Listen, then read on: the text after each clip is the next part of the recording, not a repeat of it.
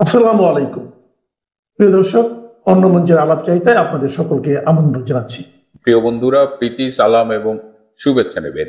Doctor Yunus মনে হয় যে চাইছে যে ম্যাডাম বোধহয় মরে যাক বা এখনই মরে যাবে। এদিকে গতকাল বাংলাদেশের ইতিহাসে এটা খুব রেয়ার ঘটনা যে একই দিনে ক্যাবিনেট মিটিং বা উপদেষ্টা পরিষদের সভা, আবার ওই দিনেই একনেকের মিটিং। তো গতকাল দুটো মিটিংই হয়েছে, দুটো মিটিংয়েই ডক্টর ইউনূস বেশ দীর্ঘ বক্তব্য রেখেছেন এবং উপদেষ্টা পরিষদের মিটিংয়ে তিনি বলেছেন যে এখন আর অন্য কিছু ভাবনার সুযোগ নাই, এখন একটাই ভাবনা, ওনার সুস্থতা, ওনার সুস্থতা, ওনার সুস্থতা, তিনবার বলেছেন।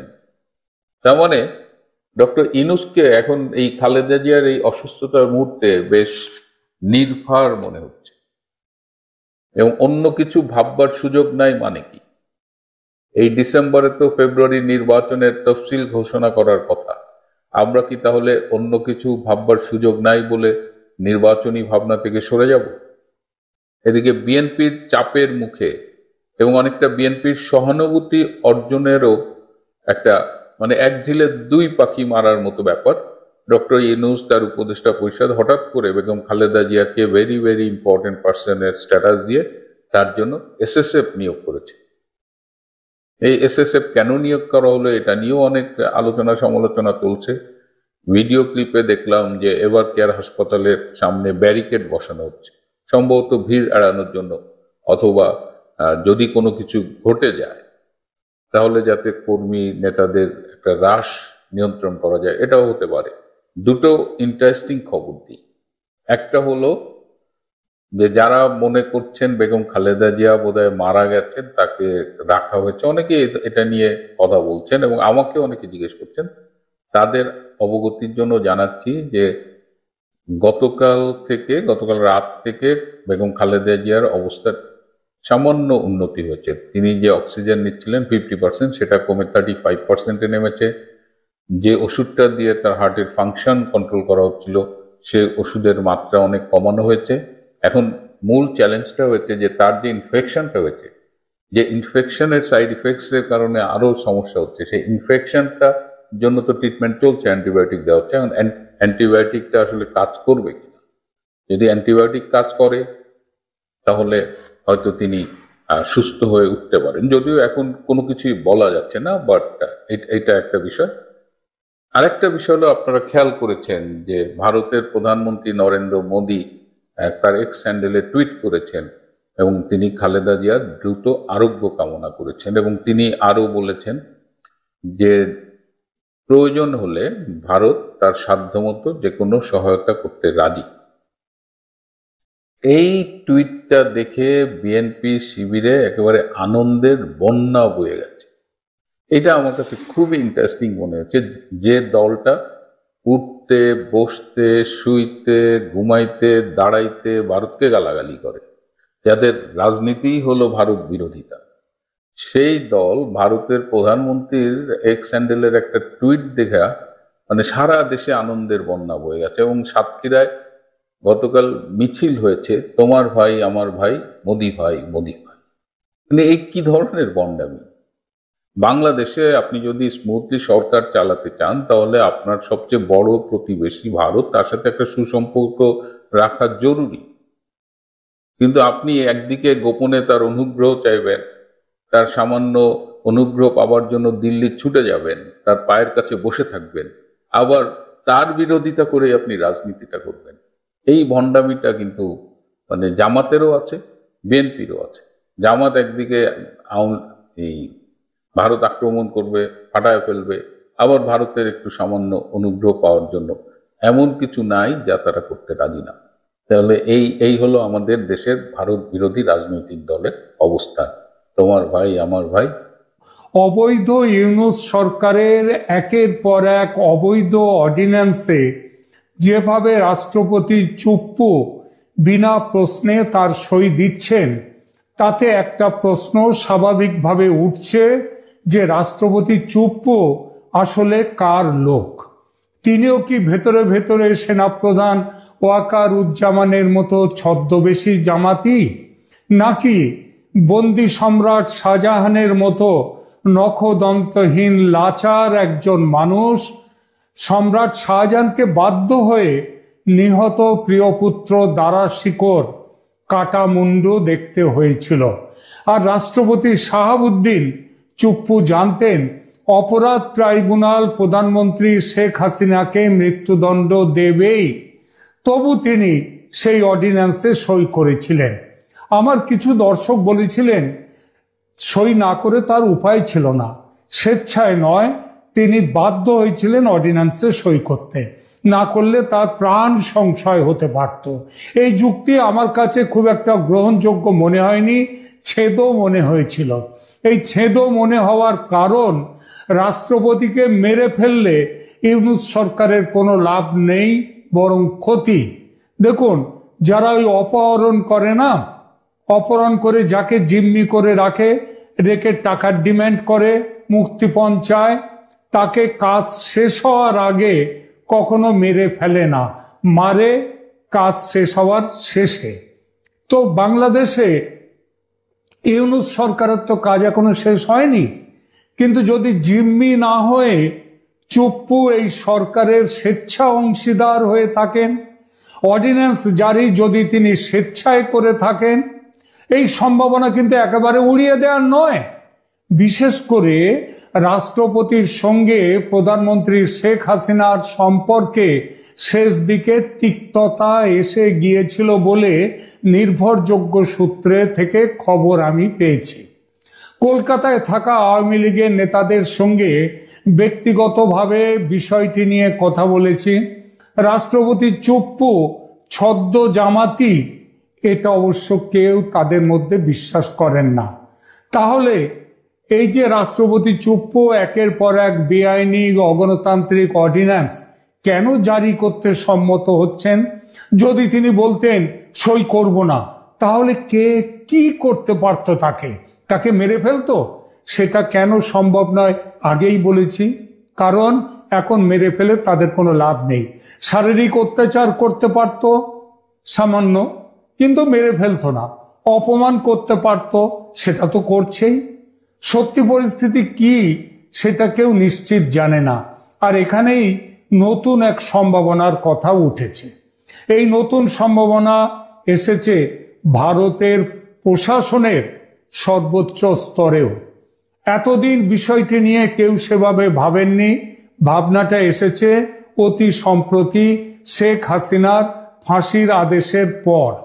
এই সন্দেহের জন্ম হয়েছে যে রাষ্ট্রপতি শাহাবুদ্দিন চুপ্পু কি আদৌ বেশ কিছু অর্ডিন্যান্স, বিশেষ করে আন্তর্জাতিক অপরাধ ট্রাইব্যুনালের সংশোধনী অর্ডিন্যান্সে তিনি নিজে সই দিয়েছেন, নাকি তার সই জাল করে কিংবা তার সই ছাড়াই তার নামে জালিয়াতি করে এই অর্ডিন্যান্স গেজেটে প্রকাশিত হয়েছে।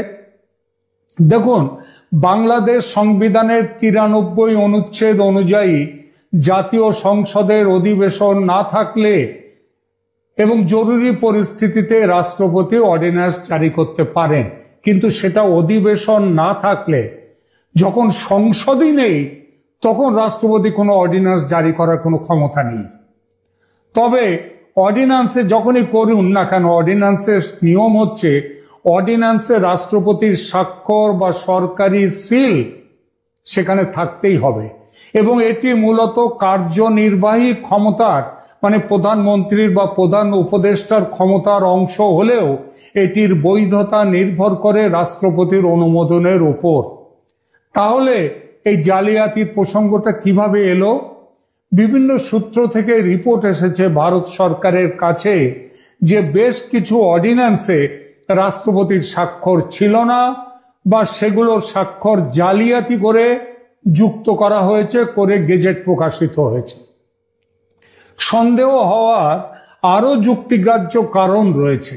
প্রথমত, দেশে আগেই যেটা বলেছি, যখন সংসদ ভেঙে দেয়া হয়েছে, সংসদ বলে কিছু নেই, এই পরিস্থিতিতে রাষ্ট্রপতি কোনো অর্ডিন্যান্স জারি করতে পারেন না, কারণ জারি হওয়া অর্ডিন্যান্স সংসদে পাশ করাতে হয়, যেটা এখন সম্ভব নয়।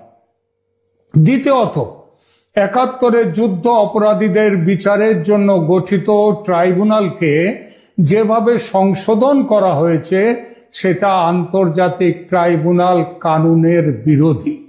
তৃতীয়ত, ইউনূস সরকারের ট্র্যাক রেকর্ড, জালিয়াতির ট্র্যাক রেকর্ড। আপনাদের হয়তো মনে আছে সেই ৫ আগস্টে প্রধানমন্ত্রী হাসিনা তার পদ ত্যাগ করে দেশ ছেড়ে চলে গেছেন বলা হলো, এবং সেটা বলার পরে জানা গেল সেই হিসেবে সুপ্রিম কোর্টের কনস্টিটিউশন বেঞ্চের পরামর্শের ভিত্তিতে নতুন সরকার শপথ নিল। পরে জানা গেল প্রধানমন্ত্রী শেখ হাসিনা পদত্যাগ করেননি এবং তিনি যা দেশ ছেড়ে চলে গেছেন কিন্তু পদত্যাগ করেননি। আরো জানা গেল সুপ্রিম কোর্টের পরামর্শ সেটা সুপ্রিম কোর্টের কনস্টিটিউশনাল বেঞ্চে কোনো বৈঠকই বসেনি, অর্থাৎ পরামর্শ বলে যেটাকে সুপ্রিম কোর্ট থেকে নিয়ে আসা হয়েছে সেটা আর এক জালিয়াতি। অর্থাৎ এই সরকারের তৈরি হয়েছে, ক্ষমতায় বসেছে জালিয়াতি করে।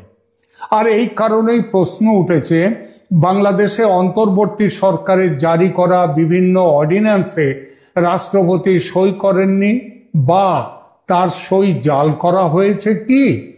এই সরকারের পিছনের শক্তি মানে জামাতি শক্তি, ওই আল কায়দা শক্তি, IS এর শক্তি, এরা যেভাবে শেখ হাসিনা পদত্যাগ না করলেও তার পদত্যাগের মিথ্যা খবর প্রচার করে এবং সুপ্রিম কোর্টের জাল পরামর্শ যেভাবে জোগাড় করে সরকার শপথ নিয়েছিল, সেই একই পদ্ধতিতে জালিয়াতির মাধ্যমে ট্রাইব্যুনালের সংশোধনী অর্ডিন্যান্স জারি হয়ে থাকলে খুব কি অবাক হওয়ার মতো কথা? আদৌ অবাক হওয়ার মতো কথা নয়। নিঃসন্দেহে এই সম্ভাবনাটি গুরুতর ধরনের রাষ্ট্রীয় জালিয়াতি এটা, এবং সেটা হচ্ছে বাংলাদেশের বর্তমান যে রাজনৈতিক পরিস্থিতি এবং যারা এই রাজনীতির এখন ক্ষমতায় আছেন তাদের কাছে এটা খুবই স্বাভাবিক ব্যাপার। এই ব্যাপারে আজ এই মুহূর্তে কোনো প্রমাণ পাওয়া অসম্ভব, কারণ শান্তির নোবেলজয়ী ইউনূস আইন কানুনকে মেঘনা যমুনার জলে ভাসিয়ে তার রাজত্ব চালাচ্ছেন।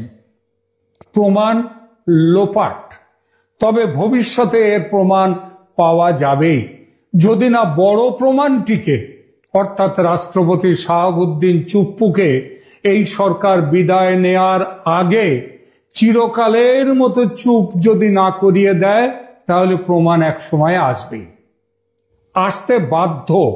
নয়াদিল্লির নির্ভরযোগ্য সূত্র থেকে জানা যাচ্ছে শেখ হাসিনার পদত্যাগপত্র সুপ্রিম কোর্টের পরামর্শ জালিয়াতি করে এই সরকারের ক্ষমতা দখলের সঙ্গে এবার অর্ডিন্যান্স জালিয়াতির বিষয়টি যোগ করে বড়সড় একটি ডসিয়ার আমেরিকার হাতে তুলে দিয়েছে ভারত সরকার।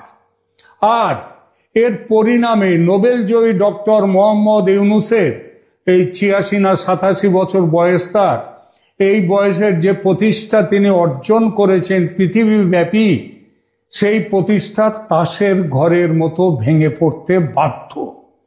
শুধু তাই নয়, বেঁচে থাকলে আগামী দিনগুলো তাকে যে ভয়ঙ্কর জালিয়াতির দায়েও অন্ধ কারাগারে কাটাতে হবে সেটাও নিশ্চিত।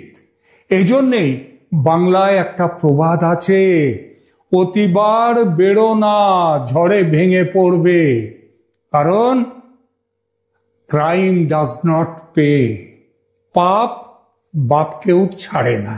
ইউনূস এবং তার সঙ্গীরা কথাটা মনে রাখবেন।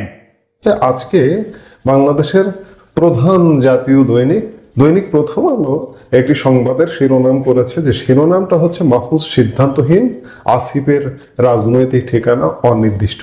অর্থাৎ গত বছর 2024-এর জুলাই আগস্টে যে আন্দোলন হয়েছিল কোটার দাবিতে যে আন্দোলন, পরবর্তীতে যেটি সরকার পতনের আন্দোলন রূপ নেয়, সেই আন্দোলনের প্রধান দুই মুখ আসিফ মাহমুদ সজীব ভুঁইয়া এবং মাহফুজ আলম এবং একই সাথে নাহিদ ইসলাম, এই তিনজন ছাত্র প্রতিনিধি হিসেবে সরকারে যোগ দিয়েছিলেন। নাহিদ ইসলাম আগেই গত ফেব্রুয়ারিতেই পদত্যাগ করে আলাদা তারা একটি রাজনৈতিক দল গঠন করেছেন, জাতীয় নাগরিক পার্টি, যে পার্টি এখন ইতিমধ্যে নির্বাচন কমিশনে নিবন্ধন পেয়েছে, প্রতীক পেয়েছে নানা জল্পনা কল্পনার পর। আবার এদিকে নির্বাচন ঘনিয়ে আসছে, ফেব্রুয়ারির প্রথমার্ধে জাতীয় সংসদ নির্বাচন হবে, এটা সরকারের তরফ থেকে বলা হচ্ছে, কিন্তু আমরা বিশ্বাস করি না যে নির্বাচন হবে। এখন প্রশ্ন হচ্ছে যে এই ছাত্র প্রতিনিধি যারা ছিলেন সরকারে, একজন চলে গেছেন আগেই, কিন্তু দুজন এখনো পর্যন্ত আছেন। দুজনের একজন অবশ্য মাহফুজ আলমকে আমরা বহু পরে চিনলাম, যে মাহফুজ আলম নামের একজন ওই জুলাই আগস্টের ওই সময়ের আন্দোলনে ছিলেন, যখন সরকারের অংশ হলেন। প্রথমে সিনিয়র সচিব পদমর্যাদায় প্রধান উপদেষ্টার কার্যালয়ে সংযুক্ত হয়েছিলেন, পরবর্তীতে উপদেষ্টা হলেন, তখন একটু একটু করে চিনলাম।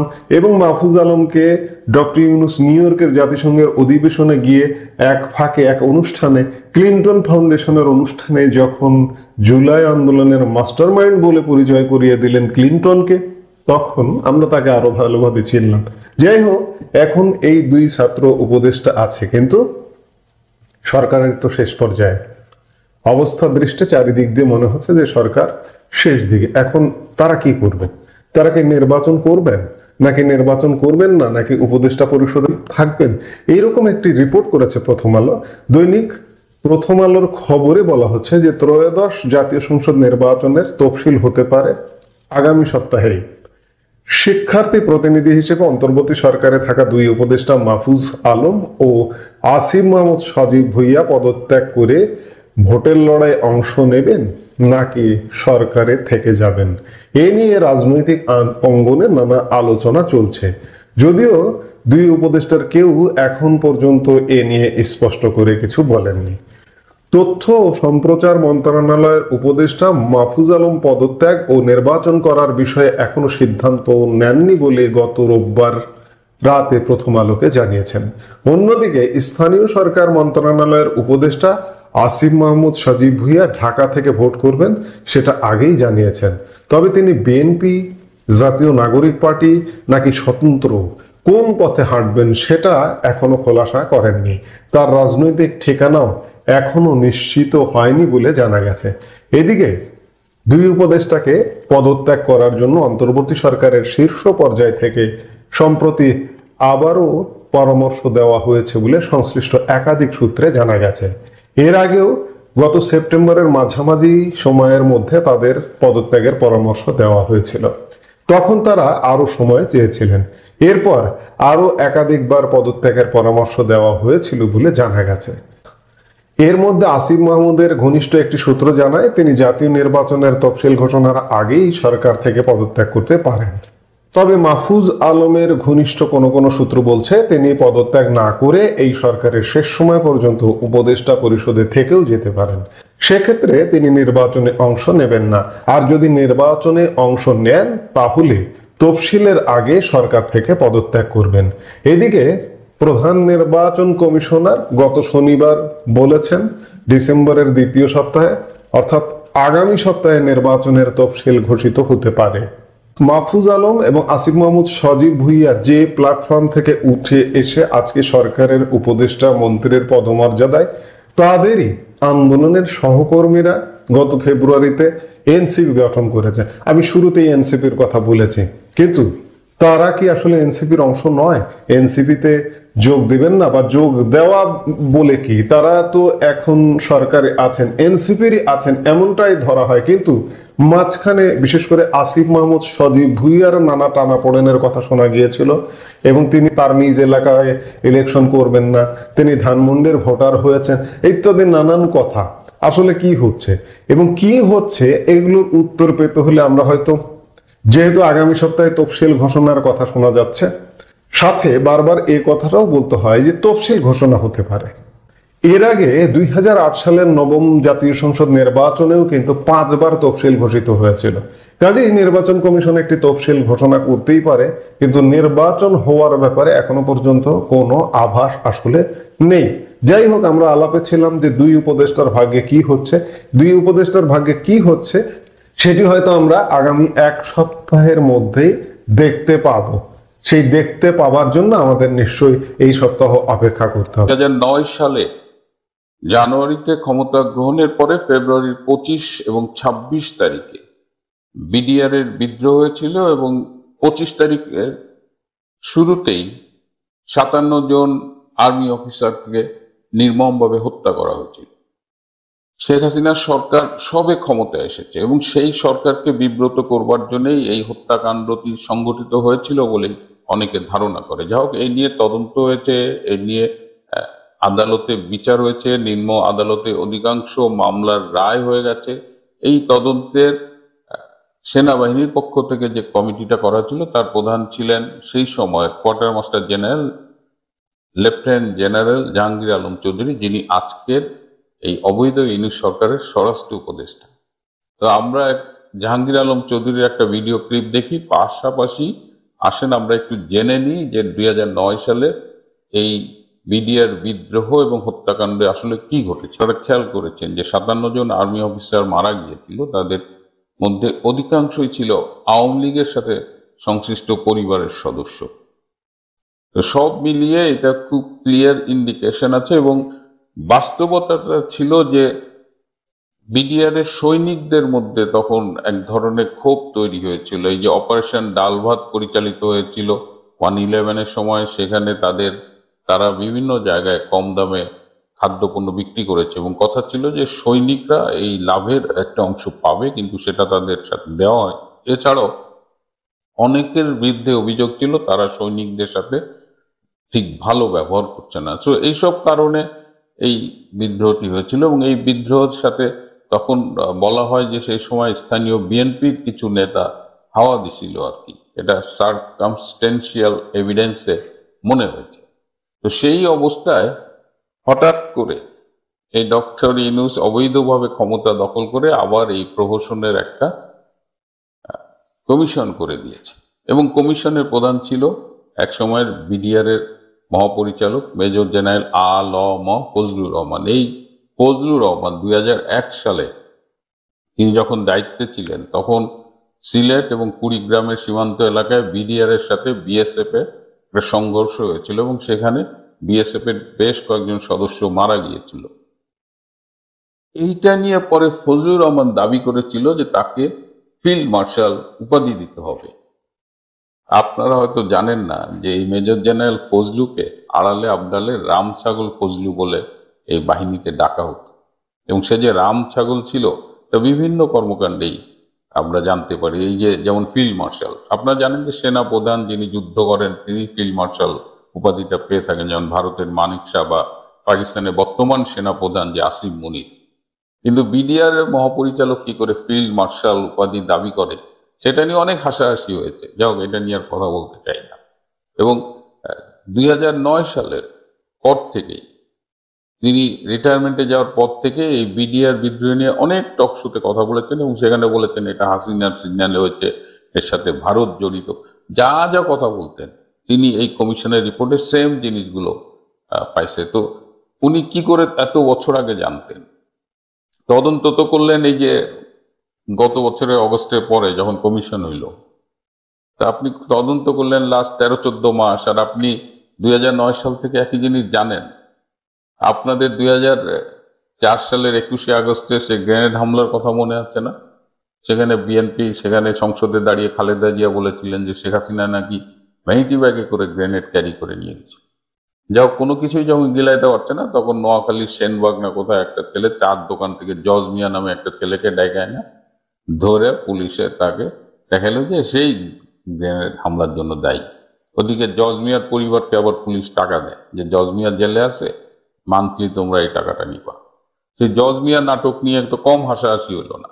তো এইবার ফজলু মিয়া যে নাটকটা করলো, এই তদন্তের নামে প্রহসন করলো, এইটা তো জজ মিয়া নাটককেও হারায় দিচ্ছে। আবার ফজলু মিয়া রিপোর্টটা ডক্টর ইউনূসের হাতে দেওয়ার পরে একটা সংবাদ সম্মেলন করছে, সেখানে সাবেক সেনা প্রধান জেনারেল আজিজ সম্পর্কেও খুব আপত্তিকর কথা বলেছে, মিথ্যে কথা বলেছে জেনারেল আজিজ নাকি লেফটেন্যান্ট কর্নেল থাকাকালীনই সে আর ফার্দার প্রমোশন পায়নি, অর্থাৎ সুপারসিডেড হয়ে গেছে, তারপরেও তাকে সেনা প্রদান করা হয়েছে, which was wrong. General Aziz আমরা খোঁজ নিয়ে জেনেছি যে তিনি কখনো সুপারসিডেড হননি, তিনি নিয়মিতভাবেই সেনাবাহিনীতে প্রমোশনগুলো পেয়েছেন। আবার তদন্ত করতে গেছে তিনি বিডিআর মিউটিনি, সেখানে আবার জেনারেল আজিজকে টেনে আনছেন। তাহলে আপনারা বুঝতে পারছেন। আবার ব্যারিস্টার ফজলে তাপস সে নাকি কোঅর্ডিনেট করছে। একটা মা বাপ মরা ছেলে, যারা আপনারা তাকে চেনেন, সে খুবই নরম স্বভাবের। এবং দেখেন এই যে যাওয়ার আগের দিন 4 আগস্ট না 3রা আগস্ট সে যখন ঢাকা থেকে চলে যাচ্ছে, তখন সে একটা ইমিগ্রেশন অফিসারকে ম্যানেজ করতে পারেনি, সে প্রধানমন্ত্রীকে ফোন করছে। তো এরকম একটা মানুষ বিডিআর হত্যাকাণ্ড ঘটায় ফেলছে আর কি। মানে ফজলু যে রাম ছাগল তা প্রতি মুহূর্তে যেন প্রমাণ করতেছে। মানে ইউনূসের অসংখ্য প্রহসনমূলক কাজ, হাস্যকর কাজের সাথে নতুন করে যোগ হলো এই বিডিআর বিদ্রোহ হত্যা তদন্তের এই কমিশনের রিপোর্ট।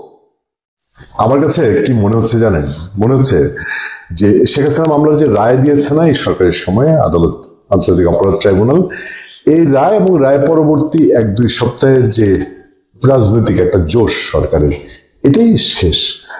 মানে এরপরে আর ফার্দার ডেভেলপমেন্ট বলতে কিছু নাই বলতে ভারতের দিক থেকে না, এটা বাংলাদেশের দিক থেকে। আমি সবসময় বলে এসেছি যে এই শেখ হাসিনার বিচার করতে চাওয়াটাই একটা গলদ আছে। বিষয়টা সত্যিকার অর্থেই শেখ হাসিনার একেবারে স্পেসিফিক কোনো অপরাধ খুঁজে বের করা এবং সেটার জন্য যথাযথ প্রক্রিয়ায় বিচার, এটা শুরু থেকেই সে যায়নি। সে গিয়েছে রাজনৈতিক দৃষ্টিকোণ থেকে এবং প্রতিহিংসার দৃষ্টিকোণ থেকে। যাক, আদালত একটা রায় দিয়েছে। এই রায়ের পরবর্তী স্টেপ কি? যে আসামি বা যাকে সাজা দেওয়া হয়েছে তাকে দেশে আনা। এই দেশে আনার জন্য বাংলাদেশ একটা চিঠি দিয়েছে। এই চিঠি এই চিঠির পরে এই চিঠি কোথায় গেল, এটার উত্তর চিঠি যখন নাম এসছে তখনই মানুষ ধারণা করেছে, আমরাও বুঝতে পেরেছি যে এই চিঠি আলটিমেটলি এর আগের চিঠির মতোই কোথাও না কোথাও পড়ে থাকবে। ভারত খুব সাবধানী একটা জবাব দিয়েছে যে তারা এটা দেখছে, তারা পর্যবেক্ষণ করছে এবং বাংলাদেশের শান্তি, প্রগতি, নির্বাচন, বাংলাদেশের মানুষের ভালো চায়, সম্পর্ক ভালো চায়, এইসব কথাবার্তা বলছে। কিন্তু এসবের আড়ালে আরো কিছু ঘটনা যে আছে এবং ভারত আনুষ্ঠানিকভাবে তার যে বলা যে আমি শেখ হাসিনাকে দিব না, এটা ভারত নিজে না বলে অন্যদেরকে দিয়ে বলাচ্ছে। ভারতের শক্তিশালী সংবাদ মাধ্যম আনন্দবাজারের সমস্ত সংবাদ আমরা পিক করি না, কিন্তু অনেক সেন্সিটিভ সংবাদ আছে। আজকেও আপনি যদি আনন্দবাজারের বিদেশ ক্যাটাগরিতে ঢুকবেন, বাংলাদেশ নিয়ে প্রচুর নিউজ দেখবেন। আমরা সংবাদপত্রে অনেক নিউজ বিশ্লেষণ করি, বাট আনন্দবাজার এই নিউজটা তারা যে করেছে, এই নিউজে ভারত সরকার হোক বা ভারতের দিক থেকে বোঝানোর চেষ্টা হয়েছে। আমরা বাংলাদেশেও বিভিন্ন সোশ্যাল মিডিয়া ব্লগারদের ফটোকার্ড দেখছি এবং ভারতের ওই আনন্দবাজারের খবরটার সার বা জিস্ট যদি বলি, বলা হচ্ছে কোনো প্রত্যর্পণ চুক্তি ঘাতকের হাতে তুলে দিতে বলে না। কথাটার মিনিং কি? বাংলাদেশ ভারতের মধ্যে 2013 সাল থেকে বন্দি বিনিময় চুক্তি আছে, প্রত্যর্পণ চুক্তি আছে। আদালতের রায়ে কেউ দোষী সাব্যস্ত হলে তাকে এক দেশ অপরাধী যদি আরেক দেশে আশ্রয় নেয় তাকে তুলে দিতে পারবে। সহজ হিসাবে শেখ হাসিনাকে বাংলাদেশে হাতে তুলে দেওয়ার কথা ভারত বাধ্য। ওই চুক্তিতেই একটা ক্লজ আছে, এই দুই দেশের কোনো দেশ যদি মনে করেন যে কোনো অপরাধীকে ওই দেশে প্রতিহিংসামূলক বিচার দেওয়া হচ্ছে আদালতে, তাহলে সে নাও দিতে পারে। ভারত এবং ভারতের সংবাদ মাধ্যম সাংবাদিকরা যা বলছেন তাতে করে তারা এই রায়কে রায় মনে করেন না। তাদের স্পষ্ট স্বীকারোক্তি এবং বিবৃতি আছে, তারা মনে করেন যে এই রায় ঠিক মতো হয়নি, বিচার ঠিক মতো হয়নি। সেই সংবাদের রণধীর জয়সওয়ালের বক্তব্যের রেফারেন্স টেনে বিশ্লেষণ করে বলা হচ্ছে কোনো প্রত্যর্পণ চুক্তি ঘাতকের হাতে তুলে দিতে বলে না। পাশাপাশি একটা খুবই শক্ত বিষয় যেটা ভারতের সংবাদ মাধ্যম অভিযোগ করছে, ভারতের সাংবাদিকরা স্পেসিফিকলি বলছে, ব্যাপারটা খুবই বাংলাদেশের জন্য চিন্তার বিষয়। বাংলাদেশে মৌলবাদী শক্তির উত্থান ভারতের জন্য বিপজ্জনক। রণধীর জয়সওয়াল ভারতের পররাষ্ট্র দপ্তরের মুখপাত্র, তিনি তার রেফারেন্স আছে। এখন কথা হলো বাংলাদেশের মৌলবাদীর উত্থান। এই বাংলাদেশের মৌলবাদীর উত্থান, মৌলবাদ বাংলাদেশে অনেক পুরনো সমস্যা, কিন্তু আওয়ামী লীগ সরকার বিদায়ের পর ডক্টর ইউনূসের নেতৃত্বাধীন যে সরকার এসছে, এই সরকারের সময়ে একটু চোখ কান খোলা রাখলেই বোঝা যায় যে দেশে আমি একে মৌলবাদী দিয়ে সংজ্ঞায়িত করব, আমি একে উগ্রবাদী দিয়ে সংজ্ঞায়িত করব, নাকি আপনারা যারা এই মৌলবাদী উগ্রবাদী আচরণকে আপনারা বলেন যে আমাদের ধর্মের প্রতি অ্যালার্জি? আমি দেখলাম যে জামাতের লোকজন খুব সহজেই কোনো কারণ ছাড়া যখনই যুক্তিতে পারছে না তখন বলে হ্যাঁ ইসলাম নিয়ে আপনাদের অ্যালার্জি, ইসলাম নিয়ে অ্যালার্জি। বিষয়টা ইসলাম নিয়ে সাধারণের অ্যালার্জি না, সাধারণ মুসলমানদের আমাদের অ্যালার্জি না, যারা ইসলাম নিয়ে ব্যবসা করে, ইসলাম নিয়ে রাজনীতি করে তাদের অ্যালার্জি, কারণ তারা ইসলামকে অতিরিক্ত রকম অপব্যবহার করে।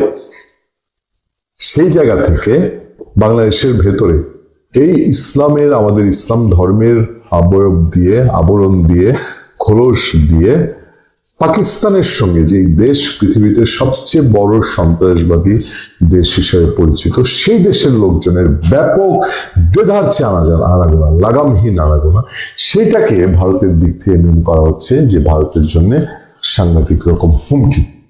এখন এটা যদি লাগাতার চলতে থাকে, এখন দেখতে দেখতে 1-1.5 বছর পার হয়েছে, যদি লাগাতার সামনে চলতে থাকে, ভারত কেন বাংলাদেশ সীমান্ত ঘেঁষে তাদের সেনা মোতায়েন, নতুন নতুন সেনা গেরিশন করে বাংলাদেশকে ভয় দেখাচ্ছে বা চাপে রাখতে চাচ্ছে, এগুলো যত বেশি রকম ঘটতে থাকবে ততই কি আরো বেশি রকম বাংলাদেশের জন্য ঝুঁকিপূর্ণ না? এমন না যে আমি বলছি যে ভারত আমাদের দেশের উপরে হামলা করে বসবে এক্ষুনি বা খুব দ্রুত সময়ের মধ্যে। আমি বলতে চাচ্ছি যে এই